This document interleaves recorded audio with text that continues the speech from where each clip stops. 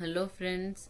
आज का हम अपना टॉपिक जो सुश्रुत सूत्र स्थान है उसका 7th जो चैप्टर है उसको कंटिन्यू कर रहे हैं। ठीक है, एक वीडियो में जैसे ज्यादा हो जाता है ना, तो इसलिए हम इसको थोड़ी शॉर्ट वीडियो में कर रहे हैं ताकि आपको भी इजी हो और आप जितना लर्न कर सके एक दिन में। ठीक है, अब हम अपना टॉपिक स्टार्ट करते हैं। शलाका यंत्राणी। शलाका यंत्राणी के बारे में क्या लिखा है? नाना प्रकारणानी नाना प्रयोजनानी। मैंने आपको बताया था कि नाड़ी यंत्र में न नहीं आएगा, यानी नाड़ी में आता है लाइन अनेक प्रकारणानी अनेक प्रयोजनानी। शलाका में नाना प्रकारणानी नाना प्रयोजनानी आता है। और यथा योग परिणा दीर्घाणी, जहां पे आप इसको यूज करते हो उसी के अकॉर्डिंग इसका परिणा और दीर्घता होती है। फिर उसके बाद आता है, अब ये बताएंगे शलाका यंत्र कौन कौन से हैं। गंडू पद, सर्प फण, सरपुंख मुख, बड़िश मुखे द्वे द्वे, यानी ये दो दो होते हैं। गंडू पद दो होंगे, सर्प फण दो होंगे, सरपुंख वाले दो होंगे और बड़िश मुख दो होंगे। अब इनका काम भी इन्होंने साथ साथ बताया कि क्या क्या ये कर्म करते हैं। तो जैसे सबसे पहला है गंडू पद, क्या काम करेगा? ऐशन का काम करेगा। तो ये आपको लर्न करना है, याद रखना है आपको। ये गंडू पद क्या करेगा? ऐशन का काम। सर्प फण क्या करता है? व्यूहन करता है, तो सर्प फण व्यूहन का काम करेगा। सरपुंख मुख क्या करेगा? चालन का काम करेगा। और बड़िश मुख तो है आहरण का काम करता है। जैसे बड़िश जो है वो शस्त्रों में भी आता है, वो भी आहरण का ही काम करता है। ठीक है, बड़िश मुख यंत्र है, बड़िश एक शस्त्र है, ये याद रखना है आपको। और दोनों ही आहरण का ही काम करेंगे, चाहे वो यंत्र हो चाहे वो शस्त्र हो। ठीक है, फिर आता है मसूर दल मात्र मुखे द्वे, यानी मसूर दाल वाले मुख वाले दो होते हैं। और ये उच्चितान आग्रे, ये थोड़े अग्र भाग से उठे हुए होते हैं। क्या करते हैं? श्रोतोगत शल्य उदाहरणार्थम, श्रोतों से शल्य निकालने के लिए इनका यूज किया जाता है। ठीक है, और षट कपास कृष्टो कृतोष्णानी प्रमार्जन क्रियासु, यानी कपास यानी रुई कॉटन लिपटी हुई हमारी 6 होती हैं। क्या काम किया जाता है? प्रमार्जन क्रियासु। आप सोचो कॉटन से क्या करते हैं? हम क्लीन करते हैं किसी पार्ट को, तो जो 6 कपास वाली हैं वो प्रमार्जन क्रिया में यूज की जाती हैं। त्रीणी द्रव्य आकृतानी, 3 होती हैं वो द्रव्य की आकृति। और खलु मुखानी, खल मुख वाली होती हैं, उनका यूज कैसे किया जाता है? क्षार औषध प्रणिधान। क्षार औषध, हमें किस क्षार लगाना हो या औषध देनी हो किसी भी पार्ट में, तो उसके लिए हमें ये वाली हमने शलाका यूज करनी है। फिर आता है त्रीणी जम्बू वदनानी, 3 जो होती हैं वो जम्बू वदनानी होती हैं। और त्रीणी अंकुश वदनानी, त्रीणी अंकुश के समान होती है। जामुन के फल के समान मुख वाली और अंकुश के सदृश मुख वाली होती है। 3 तो ये टोटल कितनी होगी? 6। अब ये 6 जो है ये किस काम में यूज होती है?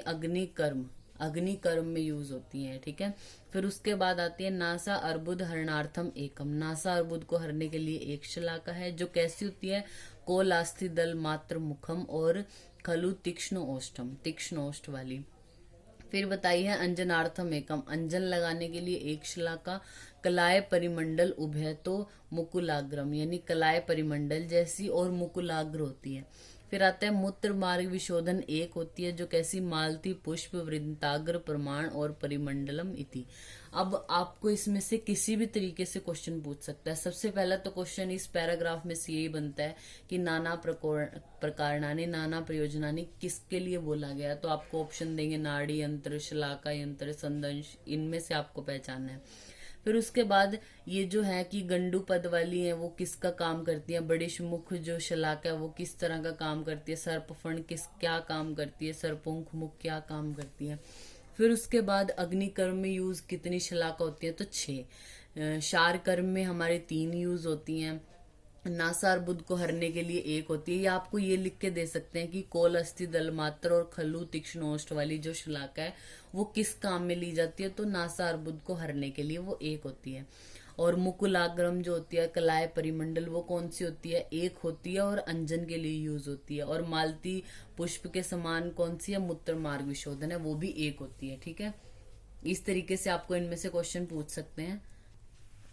फिर उसके बाद आता है उपयंत्राणी। उपयंत्र में क्या है? रज्जु, वेणी, पट, चर्म, अंत्र, वल्कल, लता, वस्त्र, अष्टीला, अश्म, मुद्गर, पाणी, पाद, तल, अंगुली, जीवा, दंत, नख, मुख, बाल, अश्वकंटक, शाखा, स्टीवन, प्रवाहन, हर्ष, अयस, कांतम, शार, अग्नि, भेषजम। तो इसमें से आप हाईलाइट कर लीजिए अंगुली, नख, बाल, शार और अग्नि को। इन पे स्टार लगा के आप इनको हाईलाइट कर सकते हैं और आप नीचे इनको लिख सकते हैं कि जो अंगुली है, नख है, बाल है, शार और अग्नि, ये 5 क्या है हमारे उपयंत्र में भी हैं और अनुशस्त्र दोनों में आते हैं। ठीक है, तो आप इसको ये हाईलाइटेड करके लिख सकते हो।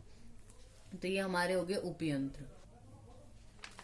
फिर उसके बाद हम पढ़ते हैं यंत्र क्रमाणी। यंत्र के कर्म कितने हैं? 24। तो सीधे सीधे इसमें से क्वेश्चन पूछा जाता है कि यंत्र के कर्म कितने होते हैं? 24। ठीक है, उसके बाद की बात है कि आपसे अलग अलग पूछे कि ये यंत्र का कर्म है या नहीं है। तो ये श्लोक हमने तो अपने यूजी में किया था, तो आप भी ये याद कर सकते हैं। निर्घातन, पूरण, बंधन, व्यूहन, वर्तन, चालन, विवर्तन, विवरण, पीड़न, मार्ग, विशोधन, विकर्षण, आहरण, आंछन, उन्मन, विनमन, भंजन, उन्मंथन, चूषण, एषण, दारण, रज्जुकरण, प्रक्षालन, प्रधमन, प्रमार्जनानी, चतुर्विंशति। बहुत रेयर है आपसे अलग ऐसे पूछा जाए, सिर्फ यही पूछा जाता है यंत्र कर्म कितने होते हैं? 24 होते हैं। फिर उसके बाद आता है यंत्र के दोष। आपको याद रखना है 12 यंत्र दोषाय, ऐसे याद रखोगे तो वो आपको याद ही रहेगा। ये 12 यंत्र दोष, अब 12 होते हैं यंत्र दोष। कौन कौन से? अति स्थूलम, यंत्र ज्यादा मोटा हो, असारम, अति दीर्घम, अति ह्रस्वम, अग्राही, विषमग्राही, वक्रम, शिथिलम, अत्युन्नतम, मृदु कीलम, मृदु मुखम, मृदु पाशम इति।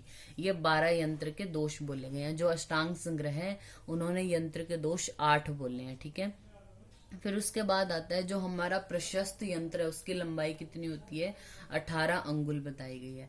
फिर बाद में बताया गया कि दृश्य, अगर आपको कोई शल्य दिखाई दे रहा है उसको आपको निकालना है, तो आप कैसे निकालोगे? सिंह मुख आद्यस्तु, यानी जो सिंह मुख आदि यंत्र है उनकी सहायता से आपको दिखाई देने वाले शल्य को निकालना है। फिर आता है गूढ़म। गूढ़म यानी छिपे हुए हैं, आपको अच्छे से दिखाई नहीं दे रहे, उनको लिए आपको क्या करना है? कंक मुख आदि भी, कंक मुख आदि यंत्रों का यूज करना है। अब आप कोई चीज सोचो, आपको ऊपर ही कोई चीज है, ऊपर यहाँ अच्छे से दिखाई दे रही है, तो सिंह मुख। आप सोचो शेर के मुख जैसा, वो ज्यादा डीप तो नहीं जा पाएगा, तो ऊपर जो है उस शल्य को निकालने के लिए आप सिंह मुख यंत्र यूज कर रहे हो। कोई चीज बहुत डीप है, गूढ़ शल्य है, तो उसके लिए आपको कंक मुख। कंक मुख क्या है?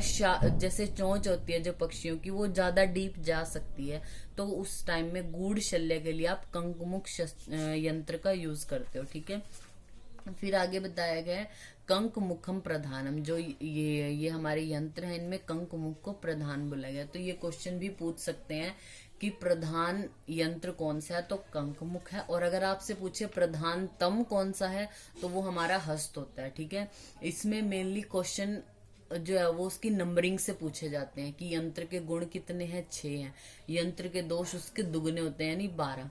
फिर उसके जो यंत्र के कर्म है वो 24 होते हैं। 18 अंगुल कौन सी यंत्र की लंबाई है? 16 अंगुल कौन है? 14 अंगुल कौन है?